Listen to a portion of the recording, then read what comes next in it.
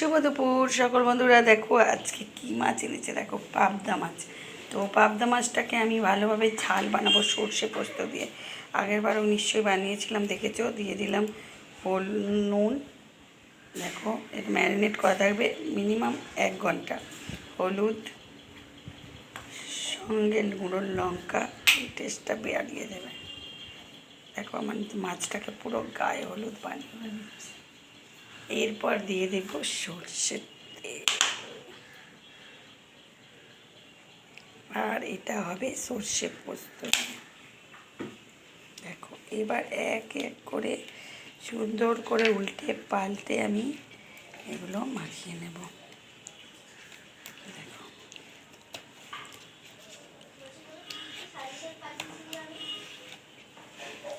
দেখো এটা ম্যারিনেট করে মোটামুটি আমি 1 ঘন্টা রেখে দেবো।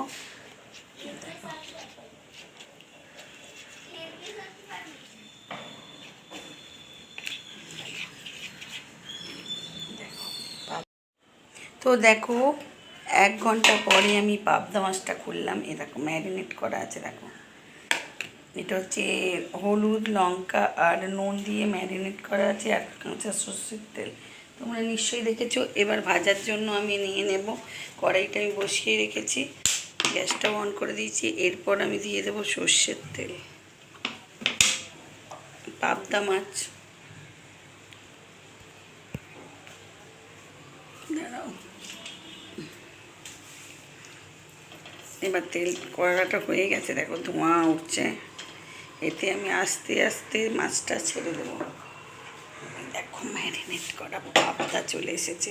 পাবদার সাইজটাও কিন্তু অনেক বড় বড়। মাছটা তো ফাটে বন্ধুরা, দেখে জানো। দেখো ঢাকা দিয়ে দিয়েছি, নাহলে মাছটা প্রচণ্ড ফাটছে। এর জন্য একটু পেটে গেলে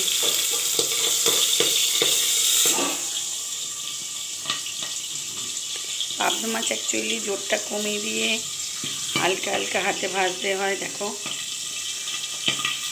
দেখেছো চটপট চটপট করে আওয়াজ হচ্ছে, আমি দিয়ে দিয়েছিলাম।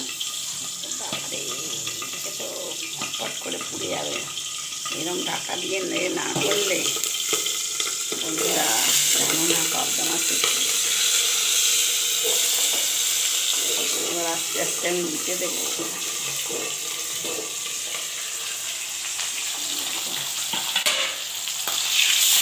ঠিক করেই পাবদা যেহেতু বড় বড়।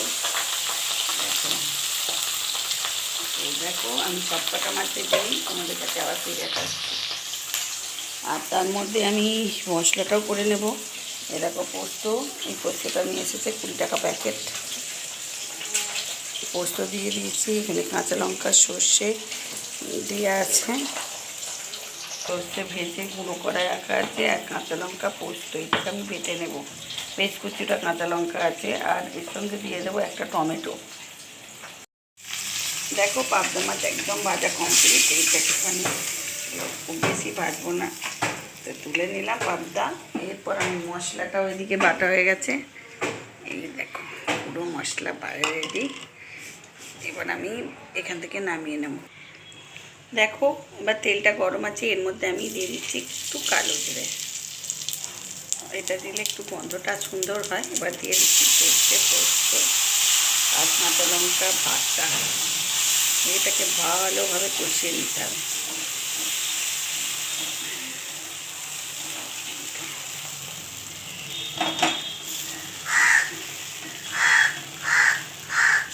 মাছ ভাজার তেলেতেই এটা হয়ে যাচ্ছে। এমনই তেল দেবেন যেটা মাছটা তেলটা রয়ে যায়।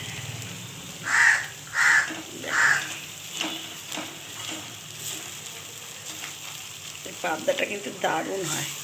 দিদি বাড়িতে আমি একদিন করেছিলাম, আমার মাসির ছেলে বাপ, তো খুব ভালো লেগেছে। তো সেইভাবেই আমি করার চেষ্টা করছি। দেখো কিছু রান্না কেউ খেয়ে ভালো বললে খুব ভালো লাগে। দেখো আমি একটু সর্ষের তেল দিচ্ছি। তেলটা কিন্তু একটু পরিমাণে বেশি লাগে এই পাবদাটা করতে গেলে। আবার নামানোর সময়ও কাঁচা তেল দিতে হবে। দেখো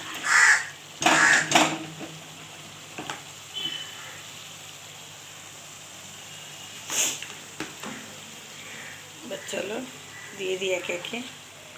দেখো নুন দিয়ে দিলাম পরিমাণ মতো, হালকা হলুদ, বেশি কালার হবে না, হালকা হালকা করে গুঁড়ো লঙ্কা।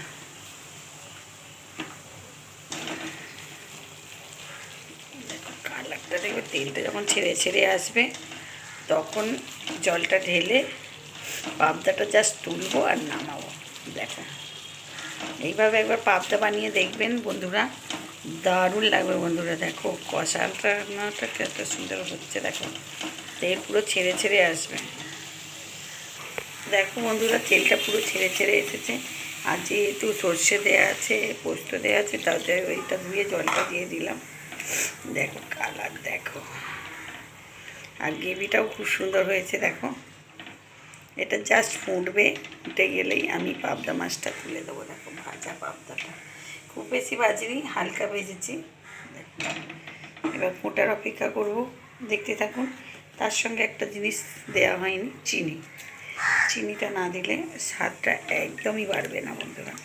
গুড় দিই, কিন্তু গুড়টা এখন বার করা নেই, তাই আপাতত চিনি দিয়ে দিলাম এক একদিন। দেখো দেখো কালার দেখেছো তো বন্ধুরা। দেখো এইভাবেই পাবদাটা বানিয়ে নিও একদিন, দেখবেন খুব সুন্দর লাগবে। সবাই জানো পাবদা বানাতে, কিন্তু এক একটা পদ্ধতিতে বানালে দারুণ লাগে বন্ধুরা। তো যদি মনে হয় ভালো লাগছে তাহলে একদিন নিশ্চয়ই বানাবেন বন্ধুরা। তো দেখতে থাকো। তো বন্ধুরা এরপর আমি পাবদাগুলো একটা একটা করে তুলে দেবো। দেখো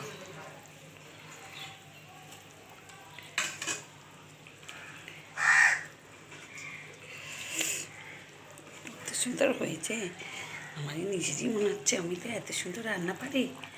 এইটা সবই আমার মায়ের থেকে শেখা বন্ধুরা।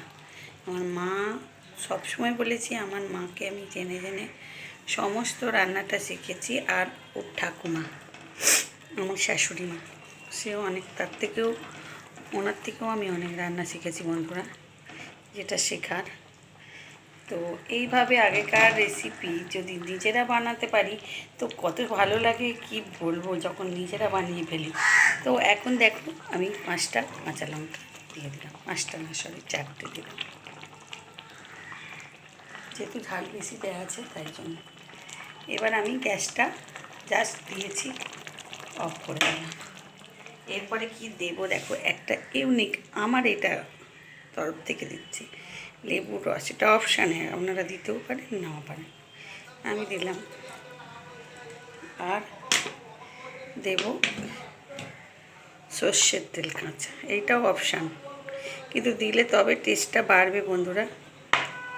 দেখো এইভাবে একদিন পাবদা বানিয়ে নিন জলদি। দেখো এবার তোমাদের ঢেলে দেখাই কত সুন্দর হয়েছে। চলো। তো বন্ধুরা দেখো আমার পাবদা মাছের কালার দেখো, আর কত সুন্দর হয়েছে। দেখো রেসিপিটা দেখো কত সুন্দর, দেখে একদিন নিশ্চয়ই বানাবেন। পুরো কাজবাড়ির মতন পাবদা মাছ। তবে আর আমার নিজের রেসিপি, আমি নিজে একটুখানি আমি এটা তুলে দেখছি মাছ দিয়ে। দেখো একটুখানি খেয়ে দেখছি কেমন হয়েছে। দেখো ও আবার চলে এসেছে খেতে।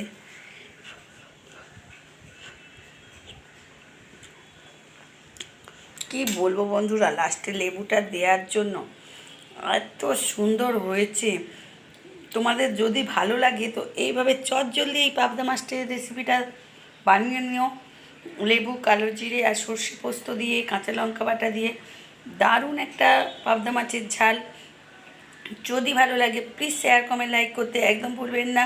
নতুন বন্ধুরা চটজলদি সাবস্ক্রাইব করে নাও, আর ফেসবুকের চ্যানেলটাকে ফলো করে রাখো। আর যাতে নতুন পুরানো আগেকার মা ঠাকুমার হাতে রেসিপি দেখতে ইচ্ছে হয়, তাহলে আমার চ্যানেলটাকে অবশ্যই সাবস্ক্রাইব করতে হবে আর ফলো করে রাখতে হবে। তাহলে এভাবেই আমার সাথে থেকো, পাশে থেকো বন্ধুরা। নতুন নতুন পুরাতন সকল বন্ধুদের অনেক অনেক শুভেচ্ছা রইল। আর জগদ্ধাত্রী পুজোর অনেক অনেক শুভেচ্ছা রইল তোমাদের। কে কোথায় ঠাকুর দেখতে গেছো তো কমেন্ট সেকশানে কমেন্ট করতে একদম ভুলবেন না। আর এভাবেই আমার সাথে থেকো, পাশে থেকো।